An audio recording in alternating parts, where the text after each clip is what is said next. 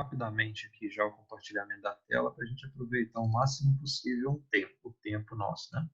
Então, aqui, quais eram as atribuições da educação física nesse período? Né? O pessoal costumava chamar de cadeira, tá? Igual a gente estudou que lá na Grécia Antiga, na escola de Atenas, tinha cadeira de exercícios físicos, aí até por uma influência daquele período lá também, quando colocaram a educação física aqui no Brasil, se pensou também que ela deveria ter uma cadeira. Uma cadeira é uma disciplina, tá?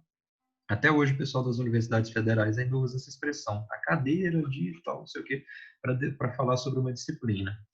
Ela foi, então, mais um dos dispositivos para o cultivo do corpo, né? Então, através da educação física, se tentou cultivar o corpo na escola.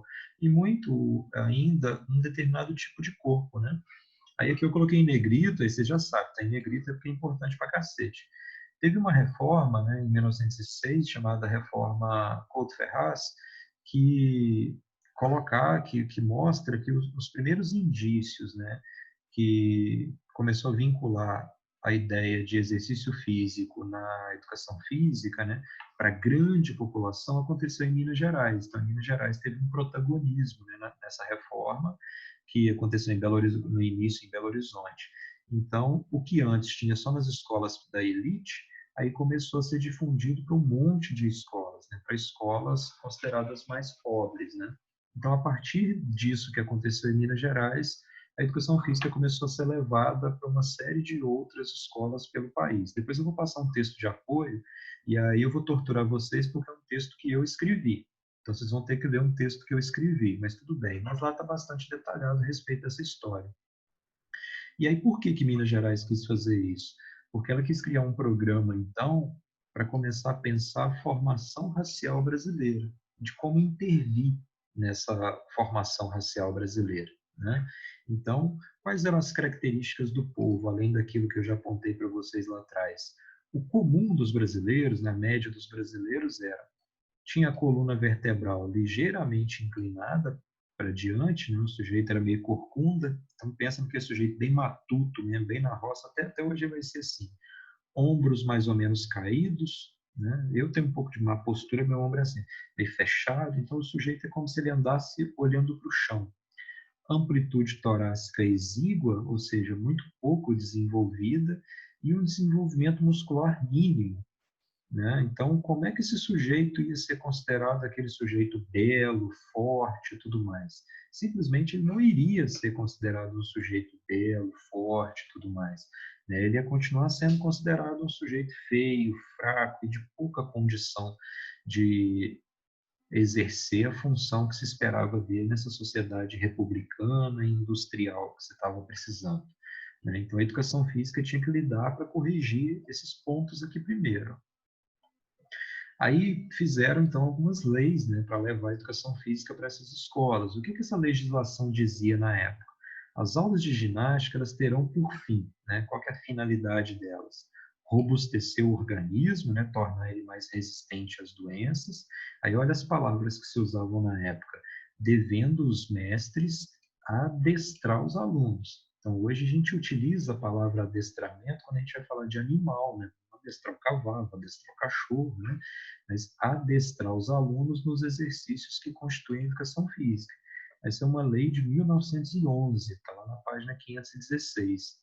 Aí, ó, em 1916, o decreto 1058 de 29 de janeiro, denominado Regulamento do Serviço de Inspeção Médica Escolar do Distrito Federal. O Distrito Federal, na época, era o Rio de Janeiro, né? Confere ao médico competência de dirigir a educação física aos alunos, proporcionada às necessidades e à capacidade de cada idade e sexo. Ou seja, cada idade vai fazer uma coisa e cada sexo vai fazer uma coisa, né? Nesse caso, por sexo, aqui entende-se gênero, tá? Como é que era a estrutura da aula de educação física na época? Olha, eram reservados 25 minutos diários. Então, 25 minutos de ginástica lá, inclusive no sábado. Então, tinha ginástica 6 vezes por semana. 6 vezes 25 dá 150 minutos. Lembraram de alguma coisa com esses 150 minutos por semana? Aos exercícios físicos. Recomendação. Oi? da recomendação de exercício físico, Pedro. Exatamente. Apesar daquela recomendação ser muito atual, o Natan, na época também se chegava a esses 25 minutos. As aulas sempre aconteciam de 11h50 a meio-dia e 15. Você fala, mas como assim? Esse aí era o horário do intervalo. Não, não foi sempre assim. Quando se pensou em escola no Brasil, se pensou que a escola deveria, o aluno deveria ficar o dia inteiro, assim como acontece na Europa e nos Estados Unidos. Depois, com a incapacidade do Estado, né, dos governos colocarem escola para todo mundo, aí começou a se dividir, que uma parte dos alunos estudaria de manhã e uma parte dos alunos estudaria à tarde. Porque se for para colocar os alunos o dia inteiro na escola, você vai precisar de o dobro de escolas para poder atender. E o governo não quis bancar isso. Então, aquilo que no início começou seguindo o modelo europeu, depois foi se tornando bastante diferente do modelo europeu. Então, a nossa carga horária de estudo é menor do que a carga horária das escolas europeias, por exemplo. Então, o horário de funcionamento dos grupos escolares era, naquele momento, de 10 até as 14 horas. Era 4 horas só de duração, e depois foi aumentando com o tempo. Deveriam ser realizados, portanto, 6 lições de educação física por semana, que iam totalizar 150 minutos, sem alterações para os 4 anos do ensino primário. Então, as crianças pequenas, né, faziam e os adolescentes faziam a mesma quantidade. Aí, vamos comparar aqui. Hoje nós temos 100 minutos apenas. Então, comparando, vocês acham que a educação física ganhou importância ou perdeu importância comparada a essa época aí?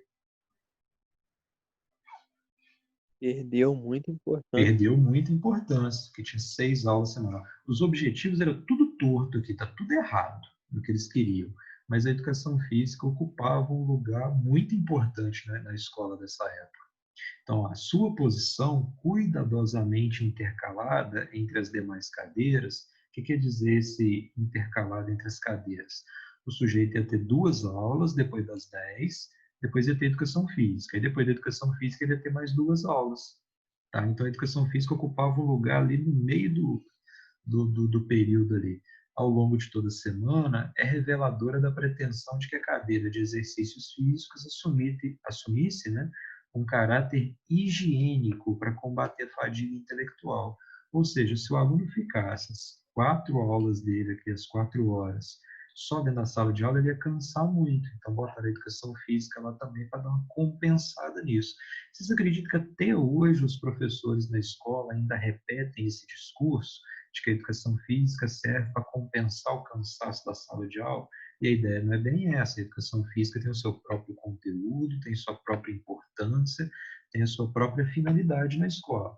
Eu não tenho nada a ver com o professor de matemática não conseguir dar uma aula divertida. Ele que vai melhorar enquanto professor. Se ele acha que a minha disciplina é mais divertida, fosse ele fazer educação física. Ninguém mandou ele fazer matemática, agora ele se vira lá, né?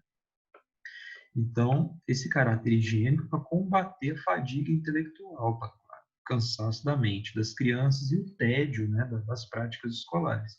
Isso não mudou em nada. Até hoje, o que se faz na sala de aula é bastante chato, raras exceções, e a educação física ainda está tentando servir para descansar o sujeito, infelizmente. É assim que alguns professores, principalmente professores de sala de aula, ainda pensam.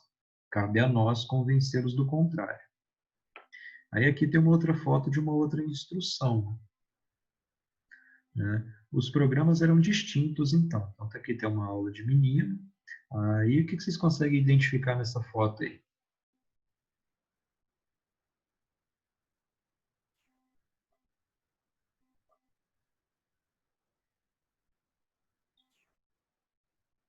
Alguma observação específica? Parece naqueles negócios de militar, né, não? No exército. Então, aí tem a ideia é bem essa. Então, o sujeito fazia ali Formação. uma evolução militar. Isso que era considerado disciplina, o sujeito ficar no lugar sem questionar, sem desobedecer. Aí aqui eu queria que vocês prestassem atenção nas sombras. Então, o sujeito estava fazendo essa instrução exposto ao sol. É o sol do Rio de Janeiro, né? Rio de Janeiro sempre foi quente, tá? E aí esse sujeito exposto ao sol, né, o sol de 11 e pouco, meio-dia, fazendo lá sem questionar, sem reclamar. Tá? Os programas eram distintos, então, dos meninos para as meninas, né? E para eles a prática central eram as variações das marchas militares, né? Que deveriam ser executadas observando-se estritamente as regras militares. Então vem daí também essa associação que as pessoas têm de que no colégio militar as pessoas são disciplinadas. Então vamos colocar um monte de colégio militar porque a gente tem que disciplinar as pessoas, né? E também tem uma série de problemas que vêm a partir disso, porque o sujeito não tem um espaço onde ele pode usar a sua individualidade, a sua identidade, e quando ele se assusta, ele está lá no psicólogo para poder curar os processos depressivos que são resultado disso, né? Aqui as meninas, né? A foto está muito ruim, mas que é difícil encontrar bons registros dessa época, mas dá para perceber que elas estão fazendo um outro exercício, que não é o mesmo dos meninos. E a maioria delas fazia esse exercício mais à sombra do que expostas ao sol. Por quê?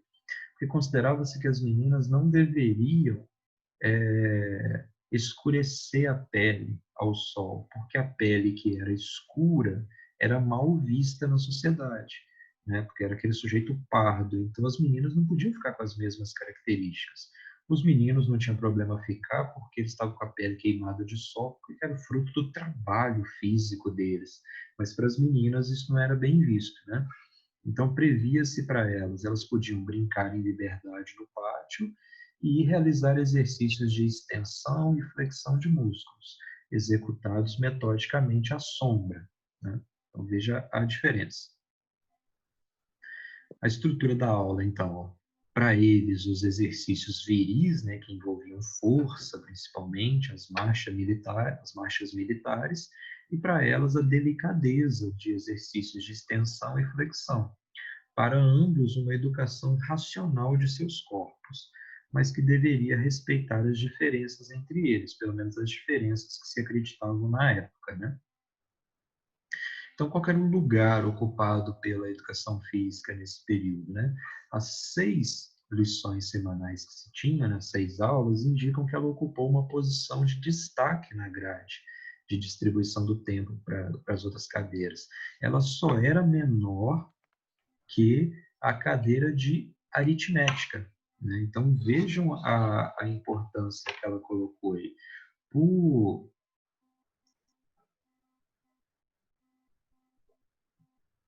por aritmética, pessoal, entendia-se. Vou até pegar aqui, a parte da matemática que estuda as operações numéricas, soma, subtração, multiplicação e divisão, né? Então, as continhas básicas que eram feitas ali. Ela era igual ao destinado à leitura e era maior que o de todas as outras cadeiras que se tinha, se tomadas isoladamente. Então, era maior que de história, de geografia, de tudo isso. Ela só perdia para a matemática.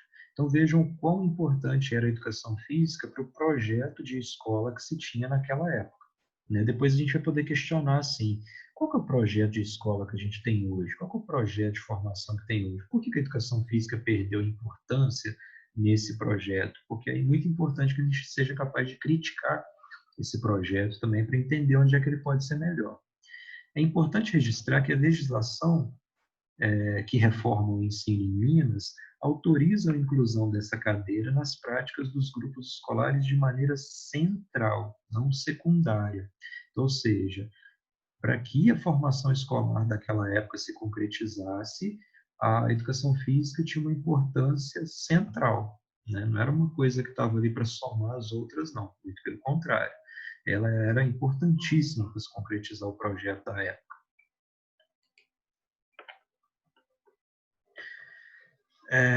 Aí a gente encerra esse ponto aqui. Eu vou parar a gravação aqui. Aí o que eu gostaria que vocês entendessem para a próxima aula é o seguinte. Então, até a década de 30, se tentou uma educação física